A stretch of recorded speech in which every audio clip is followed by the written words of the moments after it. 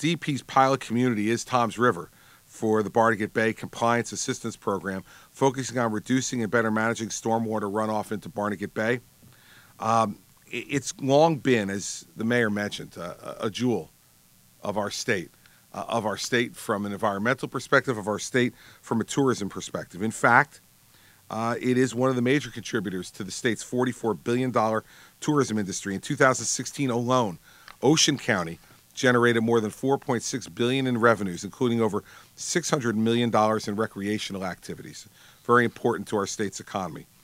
That is one of the reasons why the long-term restoration of Barnegat Bay has been one of the top priorities of our administration. Today I'm announcing a plan that will actually put this science into action. First, we'll be providing $20 million in grants to county and local governments, as well as other organizations, to address the non-point sources of pollution and other stressors to the bay.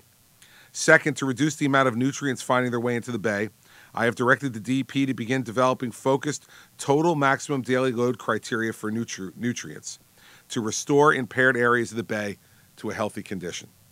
Overall, Phase 2 of our Barnegat Bay recovery plan now will move forward by using what's been completed or is ongoing from Phase 1, including restoration of the impaired areas of the bay to a healthy condition, enhancement of areas on the brink to ensure that they do not become impaired, protection of areas in good health, allowing them to remain healthy and strong, and assessment and ongoing monitoring to determine the efficacy of our actions, reevaluations to gauge progress, and make modifications to the strategy as needed.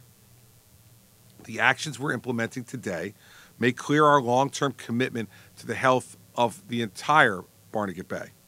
And more importantly, we're doing so under our existing authority. There is no legislation required to undertake these actions, and we will not burden local governments with additional costs or regulation.